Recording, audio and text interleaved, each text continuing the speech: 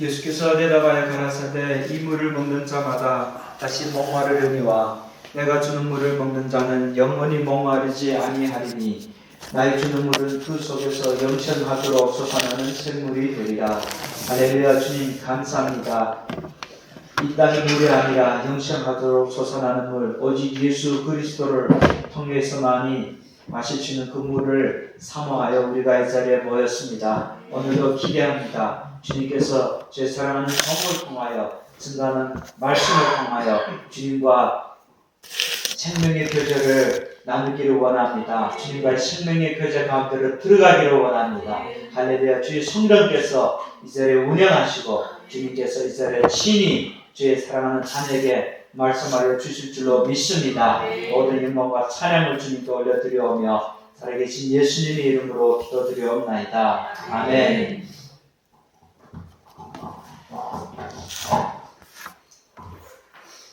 캠프 둘째 날이자 마지막 날입니다. 이 시간에도 여러분과 함께 복음을 나누게 되어서 하나님께 감사를 드립니다. 어제부터 시작된 우리 캠프를 통해서 기록된 성경으로 성령께서 복음을 계시하실 때 우리 모두가 정말 주 예수 그리스도 안에서 하나님께서 정하신 궁극적인 뜻이 무엇인지 바로 알았을 줄 믿습니다. 그리스도 예수 안에 있는 하나님의 뜻, 그것은 영원한 생명이죠. 예. 그렇습니다. 하나님의 존재와 하나님이 하시는 하나님의 말씀과 하나님의 행동하심은 일치합니다. 동일하죠. 하나님은 영원하신 하나님입니다. 그분의 영원성은 그분의 말씀과 그분의 행위에도 동일하게 역사합니다. 그래서 창세전에 하나님께서 우리에게 약속하신 영원한 생명은 창세전에 정하심과 동시에 이미 이루어진 사건입니다. 왜냐하면 영원에서 하나님께서 정하시고 선포하시고 이루시겠다고 하신 것은 항상 현재예요. 하나님께는 10초도 현재고 정말로 현재입니다. 과거와 현재와 미래의 역사적인 사건 위에서 하나님께서 이미 정하신 뜻입니다. 그래서 이사야 46장 10절에 보면 내가 너희에게 시초와 종말을 알리며 아직 이루어지지 않은 것을 창세 전부터 너희에게 보이며 내가 나의 뜻을 너희에게 바로 설 것이다. 나의 뜻이 바로 설 것이다. 나의 기뻐하는 뜻을 반드시 이루실 것이다. 이렇게 말씀하셨어요. 그래서 예수님이 오셔서 이 땅에 하나님의 그 정하신 뜻 영생을 주게 하시려고 그리고 영생이 하나님 나라로 성취되었습니다. 이제 우리는 예수 그리스도를 믿어서 이미 성취된 그 영생을 이 땅에서 누리며 동시에 다시 오실 주께서 이루실 완성된 그 나라를 믿음으로 현재 또한 누립니다. 우리에게는 그런 신앙이 주어졌어요. 그래서 우리가 복음을 들으면 들을수록 우리 안에 감사와 신뢰가 더욱 넘치는 것은 어제 강의 시간에 나누셨듯이 로마서 8장 30절 말씀에 하나님이 미리 정하신 자들, 우리가 영원한 생명을 얻고 보니 창세 전에 이미 우리가 하나님께서 미리 정하신 자가 됐다는 것이 얼마나 감사한 일이에요. 아무것도 아닌 우리를 하나님 부르시고 우리를 택하셨다는 거죠. 하나님이 미리 정하신 자들을 부르시고 부르신 자들을 의롭게 하시고 의롭다 하신 일을 영화롭게 하셨다. 이 센텐스가 부정과거로 나와 있어요. 이미 성취된 일로. 지금은 우리 역사 속에서 하나님이 우리를 부르셨고 그리고 우리를 의롭게 하신 것을 우리가 지금 믿음으로 살고 있잖아요. 근데 이미 우리는 영화스러운 존재가 되었다는 것입니다. 예수 그리스도 안에서 높이 들리신 주와 함께 하나님 우편에 앉은 자 된 그 생명의 권세가 우리에게 주어졌다는 것이에요. 너무나 놀라운 일이죠. 그래서 창세전에 하나님께서 예수 그리스도 안에 있는 그 아들 안에 있는 생명을 주시려고 그 아들을 보내시기로 정하셨습니다. 창세전에 하나님께서 첫 번째 하신 사건은 그 아들을 낳으신 거예요. 자기 속에 있는 생명을 아들에게 주어 아들에게 생명을 있게 하셨습니다. 그래서 이 동일한 생명으로 아버지와 아들은 서로 사랑과 복종의 존재법으로 서로 하나가 되시고 서로 일체가 되시고 정말 그 하늘에 속한 충만한 그 존재의 기쁨으로 그 페리코레시스의 영광을 누리셨어요. 그래서 이 영광, 아들과 아버지가 성령이 일체가 되어서 누리시던 그 영광을 주시려고 하나님이 그 아들을 보내시기로 정하신 것입니다. 그래서 이 하나님의 예정은 이미 창세 전에 우리를 아들 삼으시려고 정하신 것이에요. 그래서 창조 이후에 모두 일어난 사건은 창세 전에 이미 하나님께서 선포하시고 또 성취하시고 이루시겠다는 그 영생이 이제 창조 이후에 일어나고 있는 거예요. 예수 그리스도 안에서. 창조 사건은 하나님과 그 아들이 서로 기쁨으로 충만하고 화답하면서 이 세상을 말씀으로 창조하시고 그리고 사람을 그의 사랑하는 복종의 형상, 아들의 형상으로 지으셨어요. 그래서 아담은 창세전에 아들과 같은 형상으로 지음을 받았기 때문에 하나님 말씀에 순종하여 하나님의 사랑 안에 거하는 그런 언약적 존재로 지음을 받았어요. 비록 하나님께로 난 생명을 가지진 않았지만 만들어진 피조물의 존재로서는 하나님께서 그에게 영광과 존귀의 관을 씌워주시고 모든 피조 세계를 통치할 수 있는 통치권까지 주셨습니다. 그래서 말씀에 복종하여 하나님 안에 거할 때 아담 안에서 하나님께서 친히 생육하고 번성하고 다스리고 정복하고 충만하는 그 통치를 하나님께서 직접 하시는 거예요. 그래서 하나님께서 언약관계 안에서 그 계명을 주셨어요. 동산의 각종 나무 열매 너희가 이무를 먹어도 좋지만 선악을 알게 하는 중앙에 있는 선악을 알게 하는 나무 열매는 먹지 말라. 이게 하나님께서 언약 가운데 주셨던 엄중한 말씀이에요. 반드시 지켜야 할 언약적 명령으로 주신 것입니다. 아담은 그것을 지켜서 하나님 안에 거하면 되는 것이죠. 이 모든 창조 세계는 창조 이전에 하나님께 약속하신 생명을 주시기 위해서 지어진 세계고 아담 또한 지어놓고 보내시기로 한 그리스도가 오셔서 생명을 주시기로 하신 하나님의 관점에서 바라봐야 되는 거예요. 그런데 그 명령이 딱 떨어졌을 때 죄의 세력이 이 계명을 틈타고 들어와서 사람들에게 탐심을 줍니다. 중요한 건 아담보다 그 하와가 하나님의 말씀을 잘 알지 못했어요. 정확하게 알지 못했어요. 반드시 죽으리라고 했는데 죽을까 하노라. 그런데 이것을 먹으면 하나님과 같이 된다. 거기에 속임당해서 결국은 그 반드시 죽으리라는 하나님의 심판이 집행됩니다.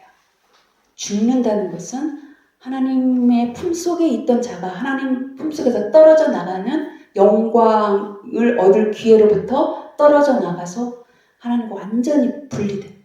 죄의 세력은 그것을 노린 것이죠. 그래서 로마서 5장 12절은 한 사람의 죄로 말미암아 죄가 세상에 들어왔고 그리고 그 죄로 말미암아 모든 사람이 아담의 죄로 말미암아 모든 사람이 사망에 처했다. 사망에 처한 상태는 하나님과 분리되어 있는 상태를 뜻합니다. 벌거벗었으나 비참하지 않았던 하나님 품속에 있었기 때문에 그런데 벌거벗은 자기 자신을 보니 비참해서 견딜 수 없어서 이제 무화과 잎을 걸치면서 자기의 부끄러움을 이제 가립니다. 그 3A를. 그러나 인간은 그 어떤 것으로 자기 비참함을 가린다고 해도 자기 수치를 가릴 수가 없어요. 하나님 품속으로 돌아오지 않는 한. 오직 하나님 품속에 있을 때만 우리는 존귀한 자가 됩니다. 신적 의상이 완전히 찢겨져 나갔어요. 그런 아담에게 하나님은 그에게 생명을 주시기로 약속하신 그 신실하신 하나님이 자기를 버리고 떠난 아담을 찾으러 나섭니다. 창세기 3장 9절. 아담아, 내가 어디 있느냐? 이것이 성경의 가장 처음으로 창조 세계의 범죄의 현장에서 하나님이 이 사람을 부르시는 하나님의 목소리예요. 아담아, 내가 어디 있느냐? 내 품속에 있어야 될 내가 어디 있느냐? 아담이 지금 어디 있는지 몰라서 그 찾고자 하는 하나님의 음성이 아니잖아요. 자식과도 같은 아담이 내 속에서 떨어져 나간 그 존재의 공허를 견딜 수 없어서 그런 찢기는 포효 소리를 내면서 아담을 찾은 거예요. 아담아 어디 있느냐? 이거는 예수 그리스도께서 이제는 아담은 하나님과 분리됐기 때문에 분리됨의 고통을 느끼지 못해요. 모든 인간은 날 때부터 아담 안에서 난 자는 하나님과 이 연합된 경험이 없기 때문에 하나님과 분리된 고통이 뭔지 모릅니다. 마치 고아와 나그네처럼. 그래서 예수님이 십자가상에 못 박혀 죽으실 때 아담이 그 하나님과 분리된 고통 소리를 내지 못했는 그 소리를 내는 거예요. 엘리 엘리 라마 사박다니. 하나님 어찌하여 나를 버리셨나이까. 단 한 번도 분리된 적이 없으신 하나님의 아들이 아버지와 분리되면서 그 분리됨의 고통을 소리를 내시는 것이죠. 하나님께서는 그의 말씀에 불순종한 그 자기 백성을 심판하십니다. 아담과 하와에게. 아담에게는 땀 흘리는 수고와 하와에게는 해산하는 잉태의 고통. 그러나 이 자기 창조 백성을 자기와 갈라놓은 뱀에 대해서는 하나님이 저주와 멸망을 선포하십니다. 너는 여자와 원수가 되고 여자의 후손과 원수가 될 것이니 그가 와서 너는 그의 발꿈치를 잡을 것이나 그는 너의 머리를 박살낼 것이다. 이게 창세기 3장 15절이 심판 중에 하나님께서 최초로 선포하신 원시 복음이에요. 복음은 하나님의 아들 예수 그리스도가 복음이고 그의 메시아적 행위가 여기에서 이제 선포되는 것입니다. 그리고 그들이 입었던 더러운 무화과 옷을 벗겨주시고 가죽 옷을 입혀주신다는 거. 아들을 희생제물로 바치고 그의 죽음과 장사됨과 그 부활 메시아적 행위가 예표된 가죽 옷을 입혀주시겠다고 합니다. 여자의 후손과 가죽 옷은 이제 오실 그리스도가 어떻게 오실 것인가 존재 복음이 선포되고 그가 오셔서 행하실 그의 메시아적 행위를 선포하고 있어요. 여자의 후손으로 오실 그리스도는 구약성경 전체를 통해서 하나님이 계시하고 있습니다. 이사야 7장 14절에는 이게 아하스 왕에게 전쟁 중에 하신 신탁인데요. 처녀가 잉태하여 아들을 낳으리니 그 이름을 임마누엘이라 하리라. 임마누엘이 하나님과 함께하다는 거죠. 하나님은 이 창조 백성과 함께 하다가 떨어져 가다가 그 분리를 견딜 수 없어서 속히 자기 품속으로 데려오게 하려는 그 언어 플레이를 계속하고 있는 거예요. 그 임마누엘, 처녀의 몸에서 날자 어떻게 성취됩니까? 마태복음 1장 21절에서 22절. 마리아가 잉태해서 아들을 낳았어요. 그 이름을 예수라 하라. 예수는 자기 백성을 죄에서 구원할 자라. 그 이름을 임마누엘이라 하라. 사도 바울이 갈라디아 4장 4절 6절에서 때가 참에 하나님의 아들이 여자에게서 나시고 율법 아래에 나셨다. 그가 율법 아래에 나신 것은 율법 아래에 있는 자들을 속량하려 함이라. 그에게 아들의 영을 주어서 그들이 하나님을 아빠, 아버지라 부르게 하셨느니라. 이렇게 성취됩니다. 이 세상에 어느 종교가 자기가 믿는 신을 아버지라고 부릅니까? 그들에게는 아들의 영이 없어요. 그리고 아담의 분리된 실존으로 죄인으로 난 자가 아무것도 아는 자가 어쩌다가 하나님을 알게 돼서 그 높으신 하나님께 아버지라고 부를 수 있는 그 은혜가 우리에게 주어졌습니다. 아버지, 그 아버지가 우리 하나님이십니다. 요한일서 3장 8절에는 마귀는 태초부터 거짓의 아비예요. 속이는 자입니다. 근데 이 여자의 후손으로 오실 그리스도가 오셔서 그 마귀의 세력을 멸하실 것이다 라고 이렇게 성취돼요. 가죽 옷을 벗기시고 이사야 61장 10절에서는 공의와 구원의 옷을 입으시겠다. 심판을 통해서 하나님이 의롭다 하시겠다는 말씀을 하시는 거예요. 갈라디아 3장 27절에는 너희가 그리스도와 합하기 위하여 세례를 받는 자는 그리스도로 옷 입었다. 우리가 아들의 옷을 입게 됩니다. 그리스도의 옷을 입게 됩니다. 이렇게 하나님이 그 창세기 3장 15절과 21절을 통해서 이제 약속된 생명을 주시기 위해서 이 죄의 문제를 먼저 해결하시고 그리고 약속하신 생명을 주시겠다는 죄사함과 영생의 복음이 심판 중에 선포됩니다. 그리고 구약성경 전체를 통해서 이제 그 아들이 오실 것을 증거해요. 창세기 1장부터 말라기까지는 그리스도를 증거하는 복음입니다. 창세기 1장 이 창조 역사 아담을 통해서 아들의 형상을 보임으로써 그리스도가 증거되고 있죠. 3장에서는 여자의 후손과 그리고 가죽옷을 통해서 그리스도가 증거되고 있고 4장부터는 말라기까지는 하나님의 구체적이고 치밀한 구원의 전략, 경륜이 이제 시작되는 거죠. 아벨부터 마지막 선지자 세례 요한까지. 일 경륜 시대 때는 창세기 4장부터 11장까지 아벨, 에녹, 노아가 쓰임받은 선지자입니다. 제2경륜 시대는 하나님이 한 사람을 택하여 민족 전체를 사용해요. 아브라함을 부르셔서 그에게 복을 주십니다. 천하 만민이 너를 통해서 복을 얻을 것이다. 그에게 약속하신 두 가지 복이 있어요. 땅의 약속과 자손의 약속. 이것은 땅의 약속은 오실 그리스도를 통해서 이루실 하나님 나라, 하나님의 통치를 의미하고 그 자손은 오실 그리스도를 예표합니다. 그래서 단 한 사람, 예수 그리스도가 오셔서 하늘의 목별과도 같이 바다의 모래와도 같은 자들이 구원을 얻겠다는 그 복을 약속하신 거예요. 그래서 이 약속을 반드시 이루시겠다고 하나님은 언약을 맺습니다. 창세기 15장 횃불 언약. 내가 바로 이제 그것을 성취하실 거라고 하면서. 근데 당시 아브라함 헤브론에 있었어요. 근데 당장 줄 것이 아니고 너희가 알지 못하는 나라로 들어가서 400년 동안 있다가 그 후에 나와서 그 땅으로 갈 것이다. 이제 우리는 복음을 알기 때문에 아브라함과 그 민족들이 애굽으로 들어갔다가 그리고 거기로 나와서 가나안 약속하신 땅으로 들어가겠다는 것이에요. 아브라함은 자고 있어요. 횃불을 상징하는 하나님만 지나갑니다. 아브라함과 상관없이 하나님이 주도적으로 이 약속을 이루시겠다는 전적인 은혜 언약입니다. 전적인 은혜예요. 창세 전에 우리와 상관없이 생명을 주시겠다고 하는 하나님의 영원한 언약의 본질이에요. 우리의 노력과 우리의 공로 상관없이 하나님이 미리 정하시고 약속하신 그 부분과 똑같아요. 그래서 이배굽은 선지자 요셉을 통해서 성취되고 그리고 출애굽은 모세를 통해서 출애굽한 이후에 하나님이 출애굽기 19장의 시내산에서 언약을 맺습니다.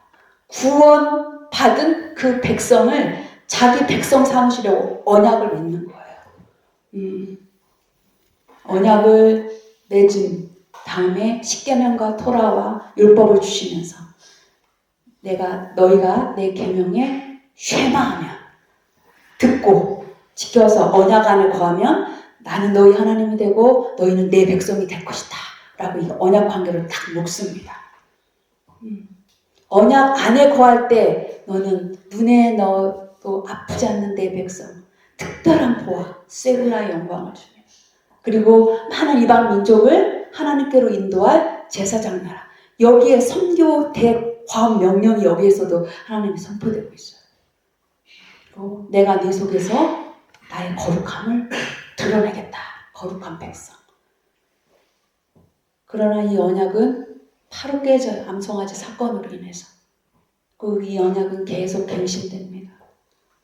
모압 땅에서 한번 갱신되고 가나안에 들어가서 세겜에서 갱신되고 광야 40년을 지나서 광야 동안에서 하나님이 계속 이 쉐마 훈련을 시켰어요. 계속 내 안에 거하라. 하나님과 관계하고 하나님과 함께 교제하는 백성으로 삼았는데 광야에서 불순종해서 그렇게 혹독한 훈련을 받고 마침내 가나안으로 들어갔는데 바알과 아세레가 기다리고 있어요. 풍요와 쾌락의 시대. 사사시대는 종교성이 굉장히 치열했어요. 모든 예배, 의식, 종교가 아주 선명했어요. 그러나 그들은 언약 안으로 들어오지 않아요. 불순종해요. 그럼 하나님 징계합니다. 너무 아파서 부르짖어요. 그럼 하나님 불쌍해서 또 구원해줘요. 그럼 또 타락해요. 또 하나님 또 징계해요. 이런 하나님의 그 커버넌트 포뮬라가 완전히 붕괴되는 거죠. 중요한 건 레위인과 제사장이 타락해버려요. 하나님은 등불을 끄지 않습니다. 사무엘을 통해서. 사울 때는 언약 앞에 묻지 않았어요. 사울은 왕으로 세우셨지만 바로 살아있는 동안에 하나님 그걸 그냥 버린 카드로 써. 다윗을 왕으로 세요. 다윗은 하나님 앞에 합한 자라고 했어요. 언약의 신실한 자. 물론 그에게도 실수가 있었고 완전한 자는 아니었지만 다윗은 오실 그리스도를 표상하는 대표적인 구약의 선지자, 왕입니다. 다윗의 씨로 그리스도가 오실 것을 말씀하시죠. 사무엘하 7장 12절에 다윗이 위대한 것은 하나님이 그에게 새 언약, 신의 산에서 실패한 새 언약에 대한 그림을 다윗에게 말씀하시는 거예요. 자기는 왕궁으로 복귀했으나 언약궤는 이 밖에 있기 때문에 자기가 백향목 이 궁궐에 사는 것이 몹시 마음이 불편해서 하나님의 성전을 지키길 원했어요.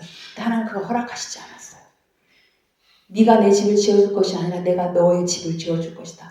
예수 그리스도를 통해서 지어줄 영원한 성전, 영원한 하나님의 나라를 다윗에게 딱 비전으로 보여주신 거예요. 하나님 다윗은 그것을 믿고 죽기 전까지 성전의 모든 재료들을 아들에게 위탁하기 위해서 다 준비해요. 이게 바로 다윗의 믿음이에요. 직접 자기가 성전을 짓고 성전에서 하나님 예배하지 못했지만 그는 벌써 믿음으로 그리스도 안에 들어가서 그의 죽음과 연합되고 부활하고 승천하신 그리스도가 하나님 앞에서 그 영원한 즐거움 페리코리스 영광을 본 자가 바로 다윗이에요. 그의 시편 16편이나 27편을 보세요. 다윗이 오직 한 가지 하는 소원은 내가 평생 여호와의 집에 들어가 그 성전의 아름다움을 보는 것이라고 얘기했어요. 하나님과의 교제. 그렇기 때문에 하나님은 다윗을 사랑하지 않을 수가 없었죠. 그 이후로 솔로몬 이후에 왕조는 깨집니다. 북왕조 이스라엘은 여로보암의 유사 종교로 빠져요. 그래서 722년에 결국은 아수르에 의해서 멸망당합니다. 그것을 보고도 남유다는 돌아오지 않아요. 말씀으로 돌아오지 않아요. 쉐마 버려요. 586년에 바벨론에 의해서 멸망합니다. 그때 하나님 앞에 쓰임받았던 선지자들이 이사야, 에레미야, 에스겔, 때로는 포로로 잡혀가서 거기서도 심판을 선포하고 이제는 더 이상 너희들이 살 길이 없다. 하나님께서 내리신 70년의 그 심판을 받아들여라. 거기에 복종하면 너희들이 살 것이다. 근데 돌아오지 거짓 선지자들이 그렇지 않다. 하나님은 우리에게 주는 것은 멸망과 재앙이 아니라 평안이다. 하나님의 말씀을 도둑질하는 선지자들의 말에 눈과 귀가 멀어요. 하나님이 예레미야를 통해서 새 언약을 선포하죠. 그것이 예레미야 31장 31절에서 34절 말씀입니다. 이제 내가 너희와 세울 언약은 신의 산에서 세운 옛 언약과 같지 아니하고 이제 나의 법을 너희 속에 직접 두겠다. 하나님의 말씀이 직접 우리에게 오겠다는 거예요. 내가 너희에게 이른 말은 영이요 생명이다 라고 하셨죠. 그 말씀으로 우리에게 생명을 주시겠다고 하십니다. 그래서 고린도후서 3장 6절 영으로 생명을 주는 새 언약의 일꾼 삼으셨다고 말합니다. 사도 바울이. 우리가 또 그런 직분을 받았고요. 그리고 큰 자나 작은 자나 다 나를 알게 될 것이다.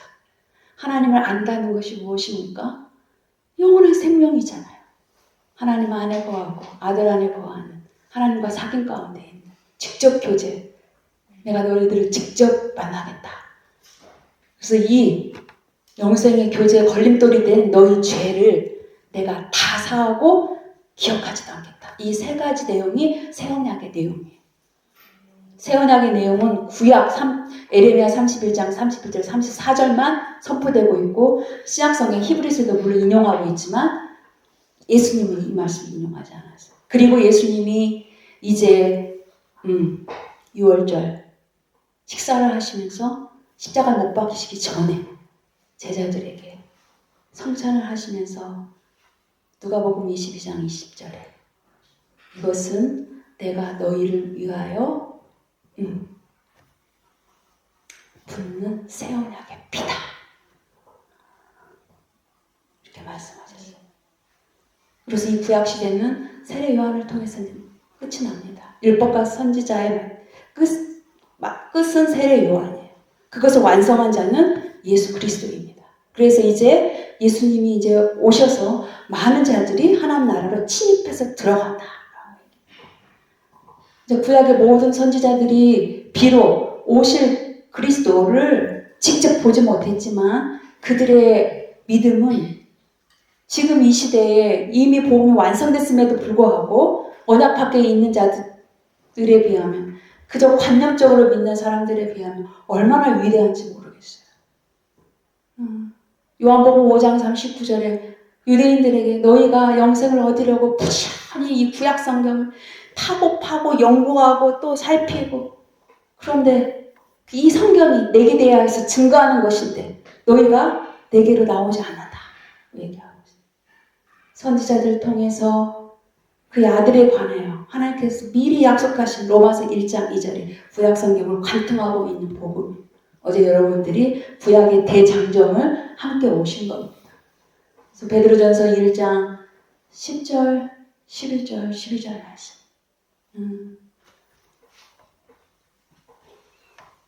선지자들이 안에는 그리스도의 영이 있어서 그가 받으실 고난과 후에 받으실 영광을 다 자세히 보고 그들이 선포했다. 이것은 자기 시대에 선지자 시대에 자기 때를 위함이 아니고 오늘날 성령을 힘입어 복음을 전하는 너희들을 위함이다 이렇게 말하고 있어요. 우리들을 위해서 선지자들이 그렇게 그리스도의 그 메시아적 행위에 너무나 그들의 무참하게 그 이사야는 그 칼통으로 이렇게 썰어지는 그 죽음을 당했다고 합니다. 역사적 기록에 나와. 예레미야의 그 고난을 보십시오. 그리고 이 복음을 천사들에게도 주지 않았다고 얘기했어요. 천사들도 부러워하는 복음이에요. 생명을 주는 권세는 천사들에게 있지 않고 우리에게 있습니다. 우리를 아들 삼았기 때문에. 천사들은 아들이 아니에요. 우리보다 더 나은 이번 생명을 가졌지만 그렇기 때문에 우리는 하나님의 절대적인 주권 앞에 완전한 복종을 드리는 그 선지자들에게 우리가 빚진 자들이에요. 선지자들은 어떻게 복종할 수 있었을까요? 그들은 천상의 세계, 하나님의 신탁회의에 참여한 자들이에요. 선지자들이. 그들의 선포할 때 보십시오. 이거는 여호와의 말씀이다. 그러면서 디클레어를 하잖아요. 벌써 그들은 천상 위에 하나님의 그 영광을 보면서 거기에서 그 신탁회의에 참여하고 나와서 지상세계에 있는 하나님의 백성들에게 선포했던 자들입니다. 그렇다면 사도들은 계시된 복음을 이렇게 선포했어요. 그러면 우리는 어떻습니까?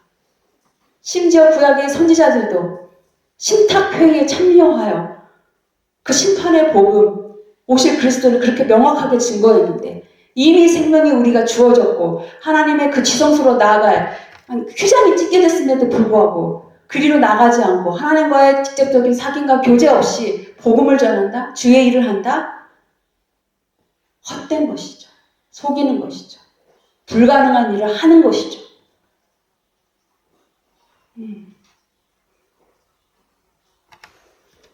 그래서 예수 그리스도께서 오셔서 3년간 공생의 때에 하나님 나라를 선포하시고 약속하시고 초대하시면서 성령을 통해서 이미 하나님 나라가 임했다라는 것을 보여줘요. 기적과 또 치병과 귀신을 쫓아내는 축기와 죄를 사해 주시면서 그래서 많은 죄인들과 세리들과 창녀들과 함께 먹고 마시면서 하나님 나라 잔치를 보여주시는 거예요. 이런 걸 다 보여주시고 또 말씀으로 선포하시고 비유하시고 또 해석해 주시고 설명해 주시고 지상에 있는 뭐 날고기는 서기관과 같지 않은 아주 하늘에 속한 신령한 말씀으로 전하니까 서기관들이 놀라서 서기관들은 모세와 율법이 이르기를 이렇게 시작합니다. 왜냐하면 그들의 권위는 모세에게 있기 때문에. 그런데 예수님은 내가 진실로 진실로 너희에게 이르노니 이렇게 말해요. 내가 너희가 하는 말은 진리다 이렇게 말해요. 땅에 속한 말이 아니다. 그러니까 사람들이 두려워하면서 엎드리는 거죠.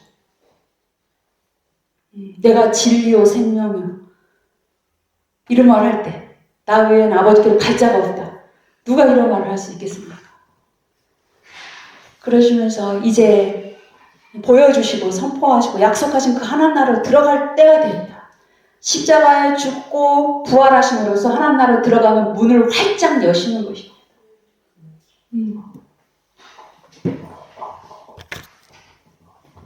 그래서 예수님이 십자가에 이제 못 박혀 죽으시고 그 문으로 들어가면 그 문을 여셔서 이제 많은 사람들이 그 하나님 나라로 getting in and staying in 거기에 뚫고 들어간과 동시에 거기에 remain 거기에 거주하고 거기에서 사는 그런 삶이 있는 거예요.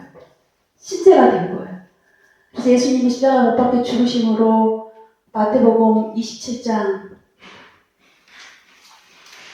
51절 휘장이 탁 찢겨졌어요. 휘장이 찢겨졌다는 것은 하나님과 우리의 분리된 그 막힌 담이 딱 완전히 뚫렸다는 것이에요. 죽음으로 십자가 죽음을 통해서 이게 열린 거죠. 로마서 4장 25절에서 5장 2절 예수 그리스도는 우리의 범죄함 때문에 내어줌이 되고 파라디돔이 그냥 행오버 그냥 던져졌어요. 가룟 유다에 의해서 팔리고 대제사장과 장로들에 의해서 팔리고 빌라도에 의해서 넘겨져서 군병들에 넘겨져서 결국 십자가에 달리고 그리고 우리를 의롭다 하시기 위해서 다시 일으킴을 받으셨다. 그러므로 우리가 그의 죽음과 부활을 믿음으로 말미암아 우리가 의로움을 얻었고 하나님과 화평의 관계를 맺었습니다. 그뿐만 아니라 그로 말미암아 우리가 믿음으로 이 은혜 가운데 서 있다. 그 은혜의 보좌에서 하나님의 영광을 바라보며 즐거워한다. 보십시오. 십자가 복음과 하나님 나라 복음이 병행되고 있어요. 연관되어 있습니다.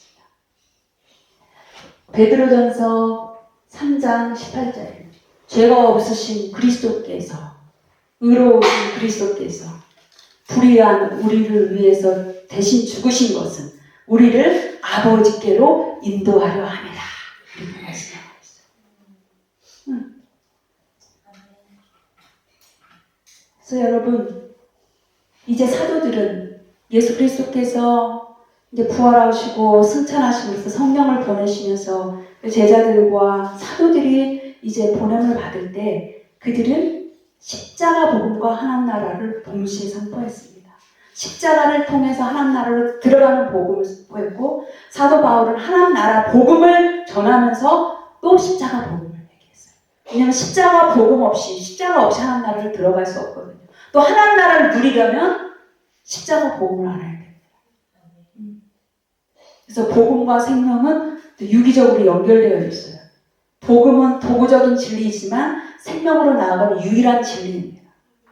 그래서 복음을 알지 못하면 생명을 누릴 수가 없고 또 생명이 있다 한들 또 복음에 연합되지 않으면 실제가 되지 않는 것 같습니다. 그래서 예수님께서 이제 십자가로 오르시는 거예요. 예수님. 우리 예수님. 그래서 고린도전서 15장 3절에서 5절. 이는 사도 바울의 어떤 자신의 단독 복음이 아니라 예수님께서 직접 공생일 때 보고 주목해서 보는 그런 제자들에게 직접 받은 복음, 내가 받아서 너에게 전한다. 이 전승된 복음. 이제 초대 교회는 다른 복음이 있지 않아요. 근데 이 전승된 복음이 초대 교회에 완전히 심겨집니다. 다른 복음을 전하는 자는 저주를 받는다고 할 정도로 사도 바울이 강력하게 전했어요. 예수 그리스도는 성경대로 십자가에서 죽으시고 died. 그리고 무덤에 장사되시고 buried. 3일 만에 raised. 부활하시고 appeared. 게바와 오벳의 형제에게 보이시고 이 각각의 독립적인 복음이 각각의 효력을 발생합니다. 그 복음 중에 그 어느 것 하나라도 빠지면 생명은 실제되지 않아요. 그래서 예수 그리스도의 죽음과 장사됨과 부활을 믿으면 부활을 복음에 연합되면 believe into 그 속으로 들어가면 이런 표현을 씁니다. 그러면 우리가 생명을 얻고 의를 얻고 하나님 나라를 얻는다. 영생을 얻는다. 이런 거예요. 여러분 복음을 통해 생명을 얻는다. 그래서 믿는다. 연합된다. 이 뜻이 무엇일까요? 효력이 발생하는 상태를 말한다. 효력. 이 각각의 복음이 어떤 효력을 발생하는가. 우리가 몸이 아프면 약을 복용하게 되죠. 근데 그 약이 무슨 약인지, 이 약을 먹으면 우리 몸에서 어떤 작용을 하는지 자세히 살펴보고 약을 먹지 않습니까? 눈이 아픈데 배 아픈 약을 먹진 않잖아요. 그거 같아요. 그래서 지금 이제 생명을 위해서 이 복음을 선포하는 선포자가 있습니다. 이렇게 앞에서 강의를 하고 전도자가 복음을 선포합니다. 그리고 듣는 자들이 있겠죠. 이 선포할 때 이 복음을 깨닫게 하고 또 효력을 발생하게 하는 모든 일들은 누가 하십니까? 성령이 하십니다. 그래서 복음의 선포와 성령의 역사를 통해서 생명이 우리에게 주어집니다. 복음과 생명, 주의 말씀, 믿음의 말씀, 생명의 말씀이 선포될 때 성령이 각 사람에게 역사하여 이성의 눈을 열게 하시고 깨닫게 하실 뿐만 아니라 그 사건이 내 사건이 되는 현재적인 경험으로 일어날 때 우리가 십자가에 죽고 무덤까지 들어가고 거기에서 일으킴을 받는 생명의 사건이 일어나는 거예요. 매일매일 현재적으로. 그래서 로마서 6장 4절에 사도 바울이 그러므로 우리가 그리스도의 죽음에 합하여 그와 함께 세례를 받음으로 그와 함께 장사되었나니. 여기는 장사되었다는 베리드라는 이 동사가 본동사예요. 예수 그리스도께서는 십자가에서 죽으신 이유가 장사되기 위해서 십자가에 죽으셨다는 거예요. 십자가의 죽음은 하나님의 심판의 시작을 뜻합니다. 심판이 완성된 것, 공의가 성취된 것은 어디예요? 그의 무덤이에요. 그리고 생명을 일으킴을 받은 것이 십자가가 아니에요. 무덤이에요. 십자가 복음의 효력이 가장 계시의 절정인데 그 계시의 그 절정에서 이 계시의 빛이 가장 어두운 빛이 들어올 수 없는 그 무덤 속으로 들어가서 확 무덤을 열어버리는 그 역사가 있는 것이에요. 장사되었나니. 아버지 영광으로 말미암아 죽은 자를 살리신 같이 그리스도를 죽은 자를 살리신 것 같이 우리도 새 생명 가운데 행하게 하려 함이라. 여기에는 그리스도 죽음과 장사됨과 부활과 그리고 새 생명 다 압축되어 있는 말씀이에요. 캐리그마 중에 캐리그마 로마서. 그래서 루터는 로마서 주석도 있지만 로마서를 주석하면서 루터는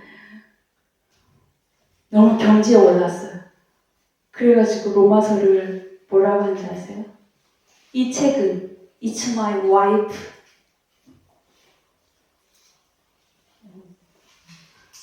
우리 남편분들이 너무너무 행복할 때 와이프 이상 사랑하는 대상이 있겠습니까? 로마서를 그렇게 사랑했어요. 왜? 이것 때문에.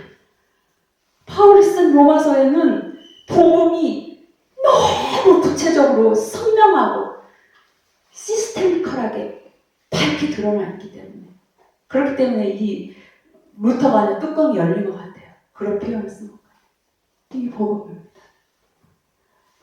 여러분, 예수님께서 그의 기용과 그리고 그의 메시아적 행위와 그의 구원의 사건의 목적을 최초로 선포한 요한복음 3장 13절, 14절, 15절 기억나죠?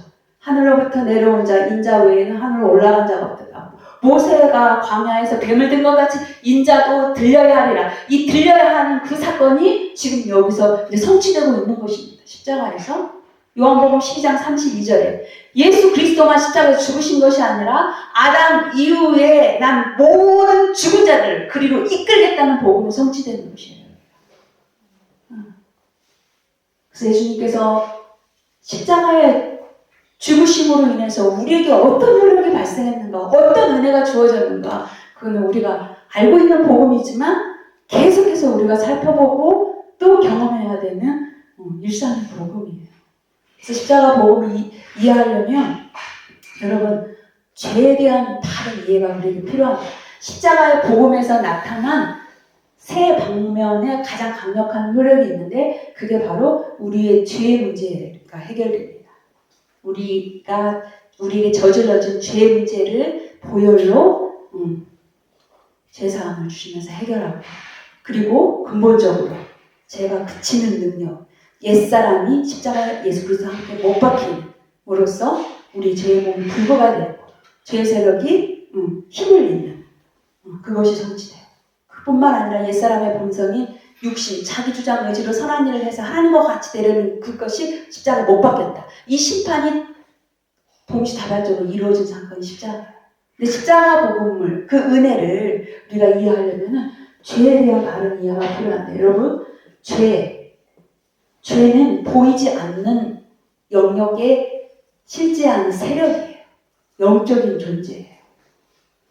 죄가 있어요. 로마서 6장 6절에 보면 우리의 옛사람이 있어요. 우리의 옛사람이 그리스도와 함께 십자가에 못 박혔다.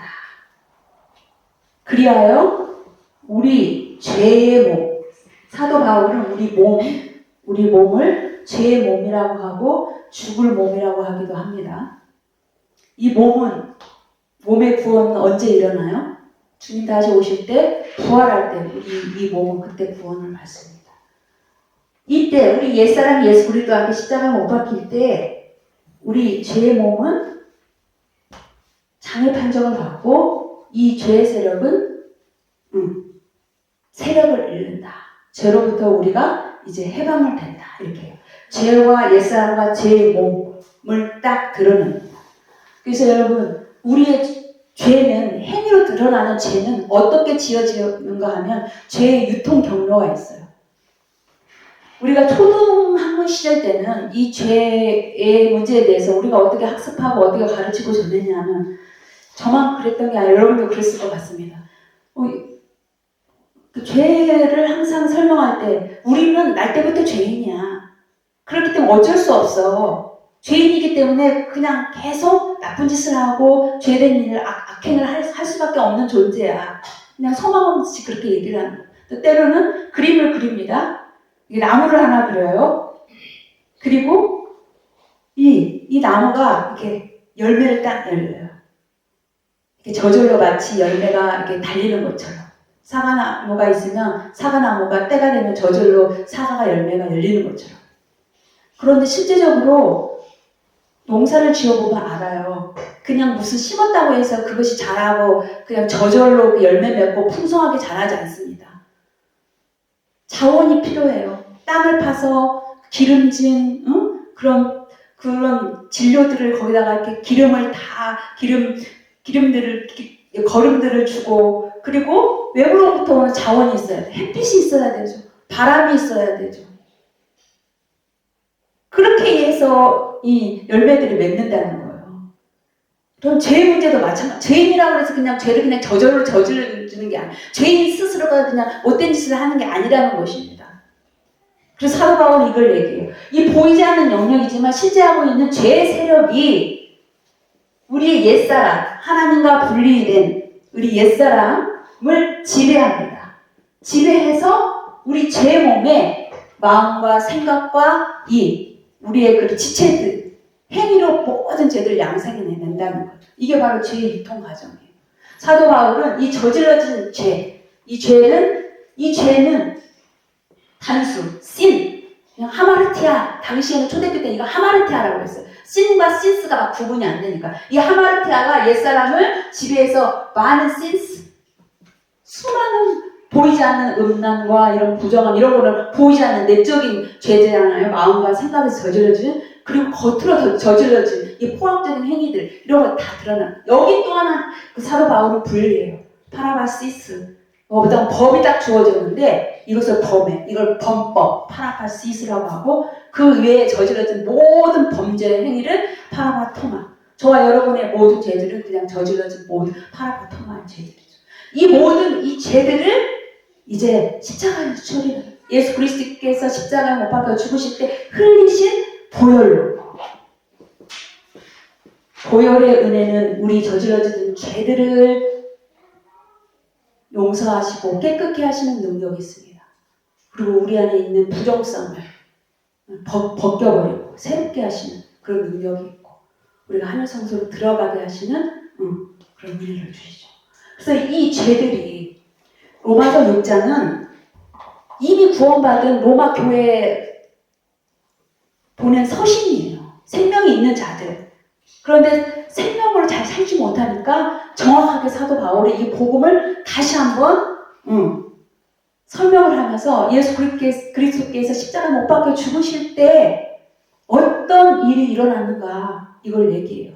우리가 알거니와 우리의 옛사람이 그리스도와 함께 십자가에 못 박혔습니다. 여러분 알지 않습니까? 여러분이 십자가에 못 박힐 때 예수 그리스도와 함께 못 박혔지 않습니까? 그때 여러분의 몸은 이제 더 이상 죄가 여러분을 지배하지 못하고 쓸모없는 더 이상 죄에 대해서 반응할 수 없는 그런 몸으로 죽었지 않습니까? 그리고 죄의 세력은 이미 머리가 박살나지 않았습니까? 이 얘기를 하고 있는 거예요.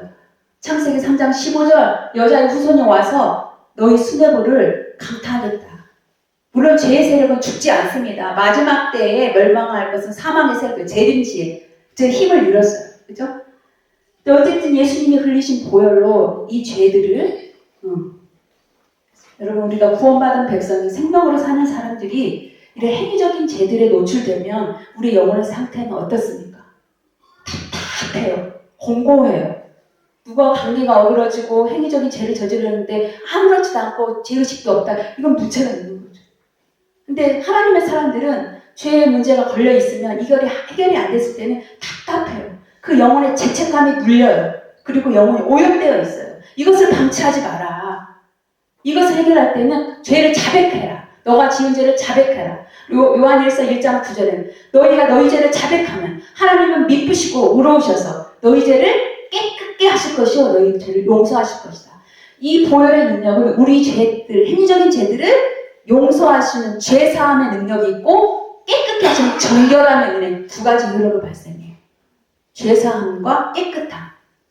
시편 32편은 다윗의 시편으로 알려지고 있는 하나님의 사람의 시입니다. 그가 자기가 죄의 문제가 해결되지 않았을 때, 자기 영혼 안에 죄가 있을 때 느끼는 영혼의 상태를 적나라하게 고발을 해요. 여름 가뭄에 타들어갈 것 같다. 뼈까지 녹을 것 같은 그 고통의 증상을 느껴요. 여러분 중동에 살고 있기 때문에 알겠어요. 대낮에 떼약볕이 내려질 때 느껴지는 그 따가움, 뼛속까지, 피부 속까지 들어오는 그 칼 같은 그 고통. 그래서 뼈가 녹을 것 같은 고통이 내게 있어요. 그래서 내가 내 죄를 토설하고 하나님께 가까이 가겠다. 경건한 자는 죄를 짓지 않는 자가 아니라 죄가 있는 것을 방치하지 않고 토설하고 그리고 하나님께 가까이 나간 자를 얘기하고 있습니다. 에스겔서 36장 25절에서 28절은 맑은 물로 예표하고 있는 보혈을 얘기하고 있어요. 영혼이 들어오면 너의 영혼을 씻으라. 너의 영혼을 새 영과 새 마음으로 단장해라. 그때 내가 나의 영을 너희 속에 주어. 그때 성령이 임한다는 거예요. 성령은 거룩하신 영입니다. 우리 죄가 방치되어 있고 우리 죄가 해결되지 않을 때는 성령은 우리 속에 있었고 생명이 주어진과 동시에 우리 안으로 들어오세요. 그러나 죄가 있을 때는 활동하지 않습니다. 그렇기 때문에 우리 영혼을 죄 짓는 상태로 방치하지 말라는 거예요. 그렇기 때문에 일어나자마자 바로 보혈의 샘물에 가서 씻으라는 거예요. 주의 피로 이룬 샘물 참 깊고 넓도다. 그 샘물은 넓고 깊어요. 항상 많이 흐르고 있어요. 살아있는 피예요. 죽어있는 피가 아니라. 거기로 가서 씻으라는 거예요. 샘물에 가서. 그때 성령이 와서 말씀 앞에 가게 하고 말씀을 깨닫게 하고 그 말씀을 통해서 하나님을 보게 하고 그래서 너는 나의 백성이 되고 나는 너의 하나님이 된다. 언약 관계가 회복되는 거예요. 우리가 자녀들을 키우지만 자녀들이 학교 갔다 왔는데 그냥 설거지통에 씻지 않는 그런 밥그릇으로 밥을 푸고 반찬을 담아서 밥 먹으라고 합니까? 절대 그렇지 않아요. 하나님도 우리에게 영혼의 밥을 주실 때 생명을 주실 때 자기 영광을 주실 때 자기 존재를 주실 때 깨끗한 심령, 거룩한 심령이 주신다고요. 그런 깨끗한 자와 살고 싶어 하신다고요. 우리가 육으로 볼 때 더럽고 추하고 악한 범죄자와 같은 사람을 어떻게 사귈 수가 있겠습니까? 예수 그리스도의 보혈, 예수 그리스도의 피는 단번에 영원한 속죄를 이루셨다. 히브리서 9장 12절. 영원한 속죄를 이루셨어요. 우리가 죄가 있을 때 항상 주님 앞에 가면 그 즉시 우리는 죄사함을 얻고 정결함을 입습니다. 그래서 우리가 말씀 묵상을 통해서 하나님과 교제에 이를 때 이 보혈로 우리 몸을 정결케 하는 기도는 매우 중요해요. 그래서 아침에 일어나면 답답하고 어제 받았던 그 은혜, 풍성했던 그 은혜는 어디로 간지 모르겠고 나는 마치 어리석은 자 같고 나는 어둠 속에 갇힌 자가 되고 왠지 그때는 얘기를 하시면 돼요. 하나님 내 영혼이 깊은 어둠 방 같습니다. 주의 보혈로 내 영혼을 덮어 씻어주시옵소서. 내 영혼을 새롭게 하여 주옵소서. 이렇게 하시면 돼요. 그래서 주의 보혈은 정말 그 거룩한 성령으로 말미암아 드려진 주님의 보혈은 우리의 양심까지 깨끗게 해요. 우리의 양심은 항상 뭔가를 의식하고 있는 기관이잖아요. 제 의식이 항상 찌꺼기처럼 남아있는 그런 양심. 그 양심을 우리는 하나님께 용서를 받았음에도 불구하고 항상 이거 움츠려 있고 죄책감에 시달리는 그 의식이 있어요. 하나님 잊어버리지도 않고 기억도 하지 않았는데 우리는 아직 이게 몸이 살아있기 때문에 그 양심까지 깨끗게 하고 너희 죽은 행실은 뭐냐면 우리를 죽음으로 우리를 몰아가는 우리의 선한 행실까지 포함되어 있는 행실이에요. 악한 짓만 하는 게 아니라 때로는 선한 일을 하면서 하나님같이 하려고 하는 우리 행위가 있잖아요. 그 죽은 행실까지도 깨끗게 해서 너희를 하나님을 성령으로 봉사하는 온전한 봉사로 세우시는 능력이 바로 보혈에 있어요. 히브리서 9장 10절. 이게 보혈의 능력이에요. 그래서 이 우리 죄들뿐만 아니라 이 보혈은 이제 두 번째로 우리의 부정성은 민수기 19장에 보면 시체를 만지자 부정함을 입어요. 그럼 구약의 백성들은 우리 죄의 문제를 다룰 때는 염소나 황소를 잡아가지고 죄를 용서함을 받는데 이 부정함은 암송아지를 잡아요. 암송아지를 잡아가지고 거기에 우슬초와 백향잎과 홍색지를 같이 태워가지고 물에 이렇게 섞어가지고 그걸 이렇게 막 그런 의식을 통해서 부정을 씻었어요. 근데 오늘날 신약시대 때 시체를 만지면 우리가 부정합니까? 그런 게 아니죠. 이 부정은 우리 조상들이 물려준 헛된 옛사람의 생활 방식과 같아요. 우리는 어쩌면 날 때부터 우리는 부정함을 입고 태어납니다. 왜냐하면 우리를 낳으시고 우리를 기르신 그 양육자, 우리 부모이겠죠. 최초의 양육자 우리 부모죠. 우리 부모가 성령이 충만하고 날마다 하나님과 교제하는 생명의 사람이라면 우리에게 이런 부정성이 많지 않겠죠. 늘 밝고 환하고 늘 친절하고 온유한 그 예수님 같은 성품에서 자라나겠죠. 그런데 우리의 부모님들이 대부분 그렇습니까? 먹고 살기 힘들 때 큰 세상의 질고를 지고 우리를 기르셨던 우리 부모님들 속에서 나왔던 그 부정함이 우리의 성격을 좌우해요. 어렸을 때. 대부분 역기능적 가정에서 자랐거나 아니면 부모의 어떤 그 성격으로 인하여서 형성됩니다. 그래서 우리의 기질 플러스 타고난 어떤 다혈질, 무슨 단질질, 우울질 이런 게 있지 않겠어요? 그것 플러스 양육자의 그 성격에 의해서 그 태도에 의해서 우리 성격이 형성된다는 거예요. 그래서 때로는 성격이 각자 다르잖아요. 어떤 사람은 좀 우울질 기질이 있고 어떤 사람은 막 너무 욱하는 다혈질 기질이 있고 뭐 이런 사람들이 있는 거예요. 중요한 거는 이런 기질 자체가 문제가 아니라 이 기질 때문에 때로는 우리 감정과 생각에서 이렇게 어떤 폭력적인 것이 나오고 남을 해치는 관계를 더럽히는 그런 악한 때까지 치닫는 그런 위험성이 있다는 거예요. 이 우리의 부정성은 이런 대중적인 이런 공적인 관계에서 잘 드러나지 않습니다. 가장 친밀한 관계, 우리의 최소의 원초적인 가족 집단, 가족 관계에서 드러나요. 다 부정성이 있습니다. 아닌 것처럼 다 앉아 계시는 것 같습니다. 어떤 목사님이 결혼을 했는데 이렇게 말씀해요. 저는 결혼하기 전까지는 도대체 화를 낸 적이 한 번도 없대요. 화를 낸 적이 한 번도 없는데 결혼하고 나서 울컥 나온다는 거예요. 왜? 누구 때문에? 자기 사모님, 자기 아내 때문에. 근데 여러분, 없는 것이 나옵니까? 사모님 그냥 뚜껑만 열어줬을 뿐이에요. 안 그래요? 어떤 교회에서 어떤 권사님은 그냥 나이가 연장자니까 오는 새신자들이나 많은 교우들에게 그냥 막 이렇게 반말을 하는 거예요. 야, 자, 이렇게 하고. 그리고 막 이렇게 서로 존대하고 우대하고 조심스러운 게 아니라 막 하는 그런 거예요. 그러니까 어떤 분이 상처를 입었어요. 그러니까 목사님이 권사님을 불렀어요. 목사님, 우리 교우들과 이렇게 관계할 때는 뭐 존칭어까지는 아니지만 서로 이렇게 서로 우대하면서 살펴면서 이렇게 했으면 좋겠습니다. 그러니까는 그 목사님, 저는 뒤끝은 없는 사람입니다. 이렇게 말을 해요. 저 목사는 이런 식으로 하면 저 교회 나갑니다. 이런 식으로. 그러니까 어떤 이런 부정성, 자기 특별한 행동이 나와요. 그래서 골로새서 3장에 보면은 3장 5절과 8절은 죄에 대한 5장의 목록이 있어요. 음란과 부정과 사욕과 악한 정욕과 탐심 이런 거는 우리 내면에 있는 죄들이에요. 하나님 앞에 있는 죄들. 이런 것들은 죽여야 될 죄들이거든요. 이런 죄들 우리가 민감해요. 바로 십자가에 가요. 근데 부정성은 뭐냐면 분함과 노여움과 악의와 비방과 부끄러운 말, 거짓말. 갑자기 욱하는 성질이 있어요.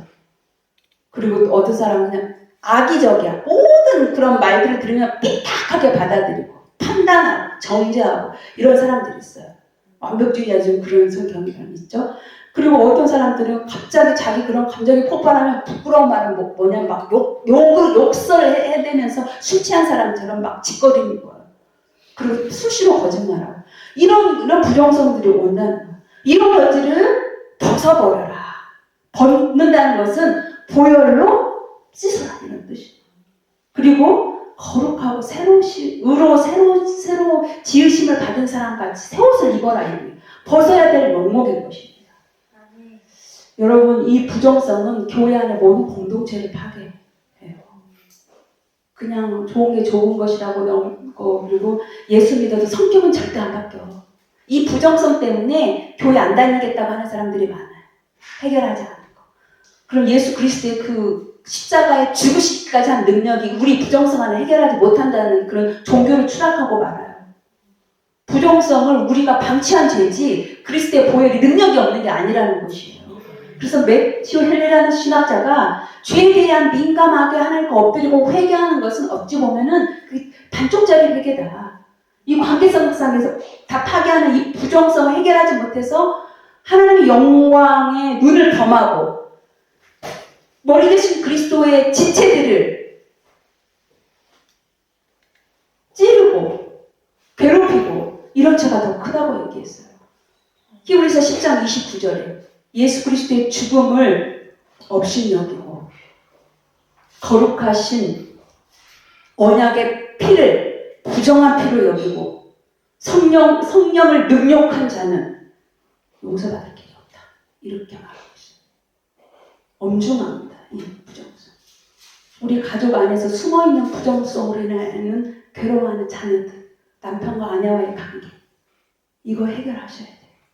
남편과 아내는 최초의 교회예요. 생명으로 연합된 남편과 아내가, 선교사 남편과 아내가 밖에 나가서 구제하고 봉사하고 복음을 전하기 이전에 서로를 섬기고 서로를 사랑해야 돼요. 그냥 애껴주고 애틋하게 여기 그게 아니에요. 서로 각자가 주의 말씀 앞에 나가서 보혈로 씻고 부정성으로 씻고 그 하나님과 깊은 상의 가운데 받은 그 상임으로 사랑을 하는 거예요. 이게 하나 되는 거예요. 이게 남편과 아내의 영원한 사랑이에요. 부부 관계도 결혼하는 후에 2, 3년이면 다 들통나잖아요. 어떻게 우리가 평생 정말 늘 사랑할 수 있겠습니까? 하나님의 그 헤세드 사랑 아니고서는 연합될 길이 없어요. 이 부정성을 해결합니다. 그리고 세 번째는 보혈은 하늘 성소를 정화해요. 하늘 성소가 하늘에 있는데 무슨 더러운 성소가 아닌데 하늘 성소를 더 정화한다는 표현이 있어요. 왜요? 우리 죄인이 거기에 들어가는 거잖아요. 그래서 영원히 살아있는 피는, 그 거룩한 피는 하늘 성소를 정화해서 우리가 그 찢겨진 휘장을 뚫고 하나님 그 성소로 들어가게 하는 그 능력. 이게 바로 십자가 복음 중에 예수 그리스도의 피, 보혈의 은혜예요. 세 가지.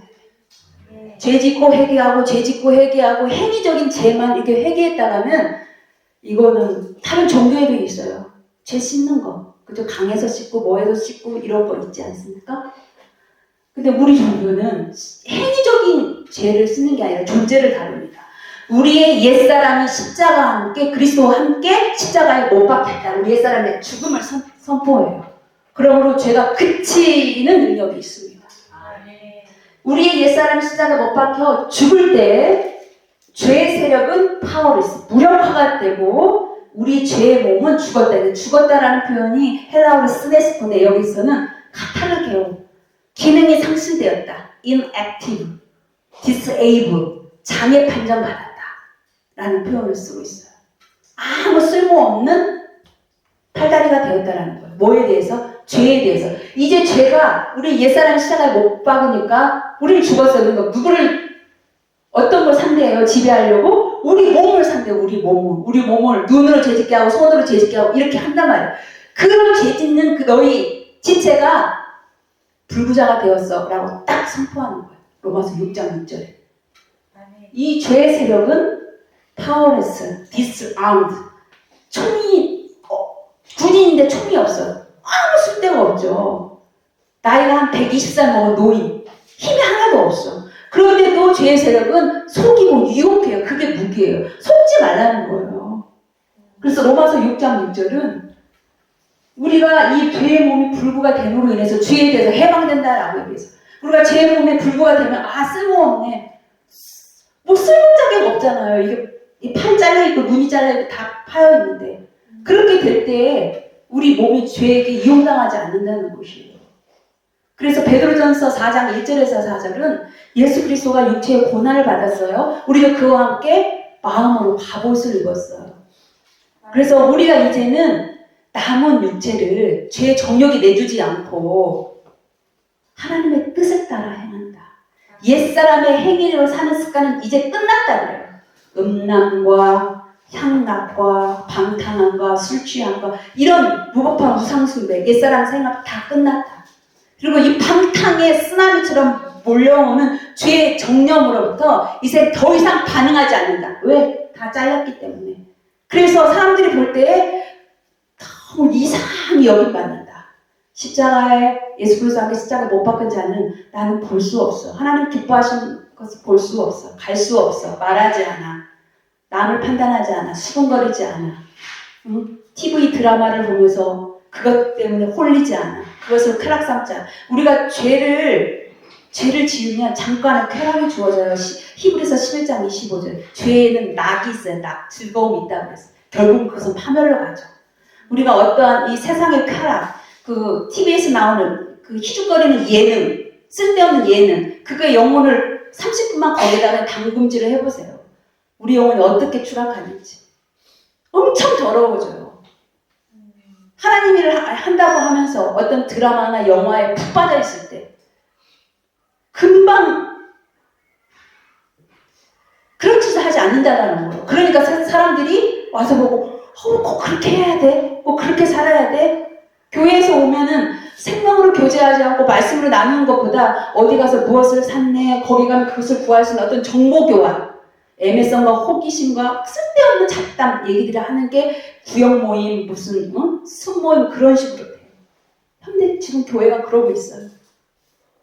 그러면 거기에 반응하지 않으면 이상히 여기고 핍박을 한다는 거예요. 우리가 그 정도까지는 가야 십자가에 예수 그리스도와 함께 못 박겠다라는 증거가 있는 것이죠. 비방이 여기면서도 호기심을 가져요. 뭐가 있어 이 사람에게는. 그래서 소망에 관한 이유를 묻는 자에게 준비를 하고 있으라 이런 얘기를 하고 있는 거예요. 그래서 여러분 공간복음서 마가복음 9장 43절 이하에는 미래에 성취되는 영생을 설명하고 있는데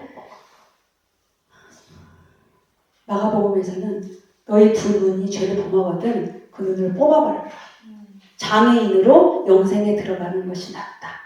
멀쩡한 두 눈으로 꺼지지 않는 지옥불로 들어가는 것보다 낫다. 두 발이 범죄하거든 찍어버려라. 잘라버려라. 이렇게 무서운 얘기를 합니다.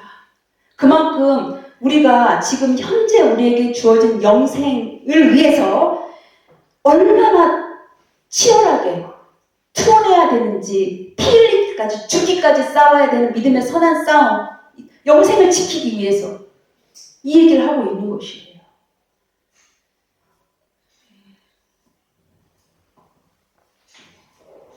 로마서 6장 11절 이하에는 그러므로 너희가 죄에 대해서 죽었다. 그러나 그리스도 안에서 하나님께로 산자로 여길지어다. 너희 이 몸을, 이 죽을 몸을 죄에게 내어주지 말고 하나님께 적극적으로 드려라. 하나님께 의의 무기로 드리라고 하는 거예요. 죽었다가 다시 살아나신 부활하신 영광스러운 몸으로 여기고, 이건 믿음으로 가능한 거죠. 여기고 이 몸을 하나님께 적극적으로 영혼을 섬기는 일에, 복음을 전하는 일에, 교회를 세우는 일에, 사람들을 치유하는 일에 이 몸을 방치하지 말고, 이 몸은 방치하면 바로 중립성이 있어요. 죄이 바로 지배를 받아요. 이 마지막 종말의 때 얼마나 시급한 때입니까? 우리가 이렇게 방탕에 우리 몸을 내어줄 필요가 없지 않습니까? 내어주지 말고 라는 표현을 해요. 내어주지 않아도 될 능력, 권세, 힘이 우리에게 있다는 거예요. 왜냐하면 우리가 생명이 있는 거기 때문에. 생명이 있는 몸이지만 이 몸이 결국은 구원받지 못해서 이게 불완전한 몸이지만 그 생명의 권세로 이 몸을 컨트롤하라 이 말이에요. 그래서 너희가 받은 은혜를 헛되이 방치하지 말라. 이 몸이 우리가 의의 무기로 들여졌을 때 우리 몸은 거룩한 성전이 되는 것이고, 깨끗하고 단장되고 정리됐다고 성전이 되는 게 아닙니다. 성전이 비어있으면 일곱 신이 들어와서 더럽혀요. 그 성전을 비워두지 마시고 하나님을 초대하고 성령님을 초대하고 그분들의 집이 돼요. 우리가 또 이 집이 되어서 우리 각자가 만나서 서로를 교제하고 뭔가 들어올 틈을 주지 말라는 것이에요. 그렇지 않으면 바로 또 오염되고 더러워지니까. 그래서 이 옛사람의 죽음은 죄를 그치는 능력이 있는 정말 강력한 복음입니다. 여러분, 이 복음을 전할 때 참 실제적인 역사 하나를 항상 나누는데 세계 제2차 세계대전 때 일어난 일입니다. 그때 독일이 막 완전 유럽과 이 서방 세계를 완전 점령했을 때 많은 서방 세력들이 연합해서 이 독일군에 항거를 했습니다. 2차 대전 때 그때 이제 영국 연합군이 이제 독일의 항거에서 이제 전쟁에 나갔습니다. 그때 나갔던 군인들이 15살, 16살, 17살 정말 여러분의 자녀 같은 나이 때 생때 같은 젊은이들이 가서 많이 죽어나갔어요. 결국은 독일이 참패를 하고 이기고 이제 이 영국 군인들이 이제 해협을 건너서 자기네 고향, 자기네 나라, 자기를 집으로 부모 품으로 와요. 그래서 버킹엄 궁전에서 그 왕과 귀족들과 많은 시민들이 승리하고 돌아온 우리 아들들을 이제 환영하기 위해서 환영식을 대대로. 근데 이제 군인들은 이게 승전식이겠죠. 전쟁에 승리한 승전식. 착착. 그래서 이 독일군에서 가장 이게 이제 큰 성과를 거둔 앞장서서 거뒀던 해병대 그 군대가 착착착착 들어왔어요. 그러니까 거기 있던 많은 관중들이 막 박수 갈채를 치면 우리 아이들이 들어왔다면 막 박수 갈채. 그다음에 그 육군, 뭐 해군, 공군 딱 들어왔어요. 그런데 아무리 기다려도 나타나지 않는 한 부대가 있었습니다. 전쟁에 나가서 눈이 뽑히고 팔이 잘리고 두 다리가 절단된 그 아들들은 빨리 이렇게 행진을 하고 할 수가 없는 몸을 질질 끓으면서 그리로 들어오고 있었어요. 그들을 향해서 본 왕과 많은 귀족들과 시민들이 그냥 앉아가지고 박수만 쳤어요. 다 일어나서 그 아들 눈물을 흘리면서 그들을 끌어안고 그들은 전쟁의 안에서 지체가 찢기고 빠지고 병신돼서 왔지만 그들은 승리의 군대예요. 승리의 깃발을 가지고 들고 왔어요. 여러분 이 이야기가 무엇을 시사하고 있습니까? 이 종말의 때에 주님 다시 이제 마라나타 주님 곧 오실 때인데 주님이 우리를 맞이하실 때 뭘 보고 우리를 알아보시겠어요? 또 너가 나와 같은 동일한 흔적, 스티그마가 있구나. 우리 주님이 십자가에 못 박혀 죽으실 때 우리 주님의 몸은 사지가 걸레처럼 너덜너덜 찢겨졌어요. 성한 곳이 하나도 없었어요. 옆구리에 창이 찔려서 물가피가 다 쏟아졌어요. 눈 뜨고 볼 수 없는 그런 그 몸으로 죽으셨어요.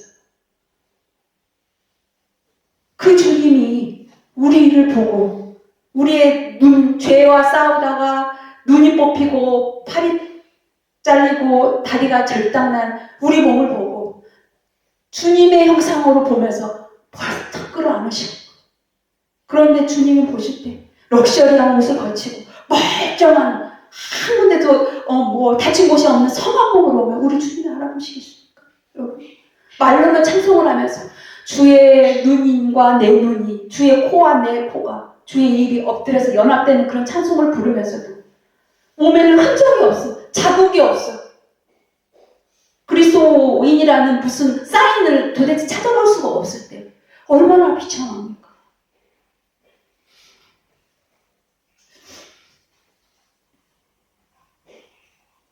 스테반 집사가 복음을 전하고 돌로 투석형을 맞으면서 죽어갈 때 그가 마지막 예수님 십자가 못 박혀 죽으실 때는 똑같이 저들의 죄를 용서하여 주옵소서. 그 자기 영혼을 주님께 의탁하면서 갈 때 하늘이 열려 주님이 벌떡 일어나서 스테반을 영접해요.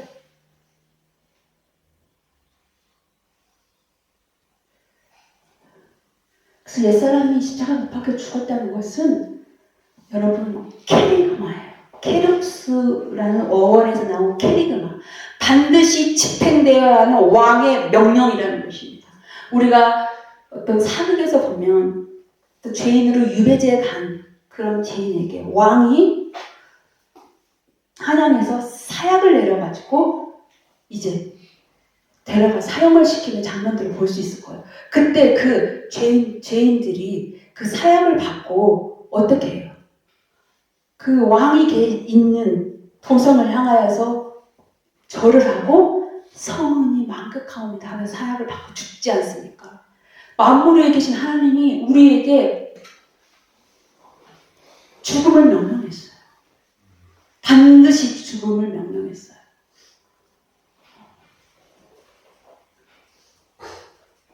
근데 우리는 믿음으로 이렇게 고백합니다. 나는 예수 그리스도와 함께 십자가 못 박혀 죽었습니다. 라는 고백을 해요. 근데 이것은 세상이 알 수 없어요. 외부의 사람들은 저 사람이 십자가 못 박혀 죽었는지 보이지 않는 내적 사실이에요. 영적인 경험이기 때문에. 그렇다면 십자가 못 박혔다는 가장 확실한 증거는 어디로 나타날까요? 우리 몸으로 나타나요. 우리의 행실로 나타나요. 우리의 입으로 나타나요. 신앙은 이제 몸으로 하는 것입니다. 우리 몸으로. 우리 생각과 마음과 손과 발. 십자가에 못 박혀 죽었다는 사람이 할 것 다 하네. 다 보고 가지 말라는데 다 가고 뭐 심지어 세상에 좀 도덕적인 사람보다 더 심하네. 이렇게 하면 당신이 예수 그리스도가 십자가에 못 박혀 죽었다는 그 믿음이 거짓 고백입니까? 아니면은 그 십자가의 진리가 거짓 진리입니까? 이렇게 물어봐야 돼요. 진리는 당연히 거짓될 수가 없겠죠. 우리의 믿음, 우리의 고백은 우리에게 책임이 주어져요. 고백과 함께 그렇게 사는 삶의 실제가 필요해요. 우리가 영생을 산다, 하나님과의 사귐과 교제에 있다, 영광의 페리코스에 춤을 춘다. 그런데 외적으로 나타난 행실은 기쁨도 없고 그냥 행위는 너무 열심히 하는데 그 사람은 왠지 피곤해 보이며 또는 뭔가 풀리지 않는 그런 게 있다. 그게 실제가 안 되는 거죠. 이 십자가에 죽어서 아무것도 못하게 된 억울함에 그 사무친 사람들처럼 사는 것이 우리 그리스도의 진리가 아니잖아요. 죽음 가운데서 기뻐하는 그런 위대한 힘이 있는데, 그래서 옛사람의 죽음은 우리의 몸이 죽는 거. 십자가 복음에서 가장 강력한 효력은 뭐냐면 우리 옛사람은 죄의 지배를 받는 자예요. 그냥 죄를 양산해 넣는 하나의 몸통 기구와 같아요. 이것뿐만 아니라 우리 옛사람 안의 본성에는 사르크스가 있습니다. 이것이 뭐냐면 하나님과 분리된 자가, 선하지 않는 자가 선한 일을 하여 하나님과 같이 되려는 자기 주장 의지가 있습니다. 이것을 사도 바울은 사르크스, 육신이라고 해요. 로마서 7장이나 8장 보면 육신이라는 말이 있어요. 육신이라는 말, 육체라는 말로 쓰기도 하는데 보통 육신이라고 해요. 육신은 이런 몸하고 달라요. 이 몸은 중립적이라고 그랬잖아요. 우리가 죄의 몸을 방치하면 죄의 몸이 도구가 되는 거예요. 그럼 우리가 정말 말씀과 성령으로 충만한 우리 몸은 찬송과 기도와 경외와 서로 걱정이 충만한 정말 신령한 몸, 성전이 되는 거예요. 그러니까 중립적인 걸 소마라고 하는데 이 사르크스는 육신인데 사람들과 하나님 앞에서 자기를 우상화해요. 자기를 우상화하고 자기를 계속적으로 주장하려고 하는 그런 인간을 말해요. 어떤 도덕적인 부정 개념을 뜻합니다. 그냥 어떤 성격상 자기 주도적인 지치적인 그런 사람을 말하는 게 아니라 우리 모두 안에는 이런 사르크스의 본성이 있다는 거예요. 창세기 3장에 보면 죄의 세력이 들어왔을 때 너희가 죽지 않아. 하나님과 같이 될 거야. 그런 유혹이 딱 들어왔을 때 그 유혹에 들어왔을 때 그 하나님과 같이 되려고 그 선악과를 따는 행위까지 이르게 하는 죄의 세력이 역사예요. 이 사르크스를. 그래서 로마서 6장은 이 죄와 옛사람에 대한 부분을 얘기하고 7장은 육신을 얘기해요. 이 우리의 옛사람은 나쁜 일만 저지르는 게 아니라 선한 일을 해요. 하나님의 계명, 하나님의 율법이 주어지면 선한 일을 하고 싶어해요. 왜요? 하나님을 사랑하니까. 교회를 사랑하니까. 교회를 사랑해서 하나님께 영광을 돌리고 싶은 그런 마음이 있다는 거예요. 그런데 그게 중요한 게 아니라 이 선한 계명이 주었을 때 보이지 않는 죄의 세력이 여기 치고 들어오는 것을 봐야 돼요.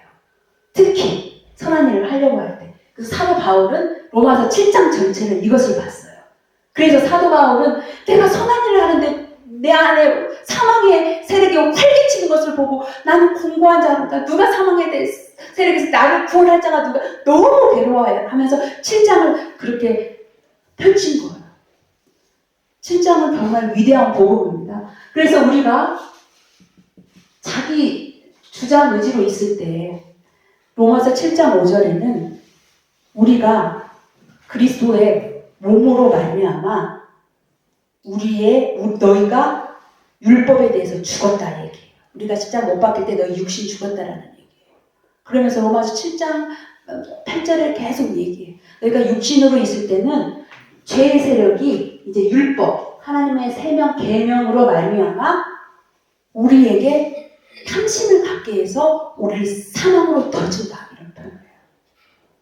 로마서 창세기 3장에 보면 죄 짓기 전에는 아담은 자유로웠어요. 아무 문제가 없었어요. 근데 하나님의 계명이 딱 선악과의 계명이 딱 주어지니까 어디 있었는지 모르는 하마르트야 죄의 세력이 뱀으로 변장해서 딱 나타나서 뭘 가지고 장난치래요? 이 계명을 가지고 장난을 쳐요. 그 같은 증세. 계명의 이름에 그 살아있던 아담이 내가 죽은 자가 됐다 이렇게 얘기를 해요. 여러분 보십시다. 하나님의 계명이 주어져요. 누군가를 통해서 목사님을 통해서든 뭐 여러분의 공동체 안에 여러분의 사역자 안에서 그런 일이 있을 거예요. 어떤 프로젝트가 주어져서 이 일을 행해야 됩니다. 누군가의 부탁을 하거나 내가 그 일을 하려고 할 때 죄의 세력이 딱 기회를 포착해요. 저것이 선한 일을 하려고 한다. 이렇게 하나님을 기쁘시게 하려고 한다. 딱 앞으로만 그러니까 진지를 부착하는 거예요. 어떤 군대가 보면 캠프를 딱 치듯이 공격하려고 스나이퍼가 딱 어딘가 숨어 있어가지고 이제 스티커만 딱 트리거만 딱 조정을 하고 있는 거예요. 보이지 않는 죄의 세력이. 그래서 선한 일을 딱 할 때 하려고 하는 탐심을 먼저 주죠. 탐심이라는 말이 약간 네게티브하게 들리지만 열정을 준다는 거예요. 헌신하게 하고 싶게 하고 이런 마음을 심어줘. 기회를. 그러다 이 일을 할 때 딱 하게 한 다음에 사망과 공고와 환란을 집어쳐놓는다. 경험하셨을 것입니다. 하나님의 주의 일을 하고 났는데 어떤 알 수 없는 무미와 공허가 와. 주의 일을 이렇게 했는데 아무도 나에게 전화를 하지 않네. 내가 정말 열심히 했는데 목사님이 한마디 하지 않네. 이렇게 정말 영혼들을 구원하고 그 일을 했는데 내 안에 어떠한 기쁨이 없네. 죄의 세력이 역사하고 있는 것이에요. 사도 바울은 그것을 밝히고 왔어요. 유대인들은 율법이 주어졌을 때 그것을 지킴으로 말미암아 자기가 의롭게 된다고 했던 것이 있어요. 여기에 걸려 넘어가는 거예요. 그러나 사도 바울은 율법은 절대 행위로 율법이 성취되지 않는다. 오직 영으로 새로 지으심을 받은 것으로 율법의 요구가 성취된다. 이렇게 말합니다. 우리의 행위로 자기 주장 의지로 율법이 성취되는 것 같지만 결국은 사망으로 던져져요. 그런 행하려고 하는 너의 육신이 죽었기 때문에 이제는 네가 하는 것이 아니라 예수 그리스도가 성령이 너 안에서 하시는 것이다. 이 얘기를 하고 있어요. 그러니까 죄의 세력은 항상 기회를 포착해서 우리에게 탐심을 주고 기회를 타서 그 계명으로 말미암아 우리의 사망에 던지고 항상 그런 표현을 반복해서 쓰고 있어요. 우리가 선한 일을 할 때 기회를 노리고 숨어있는 죄의 세력을 영의 눈으로 봐야 돼요. 어둠 속에서 우리를 지켜보고 있어요. 여기에도 있어요. 여러분이 귀를 듣고 집중해서 생명을 듣고 나오라고 할 때 여러분을 마음속에 많은 것들을 집어넣고 있다는 거예요. 듣고 이것을 깨닫는 것도 내가 하는 게 아니라 성령이 하는 것이고요.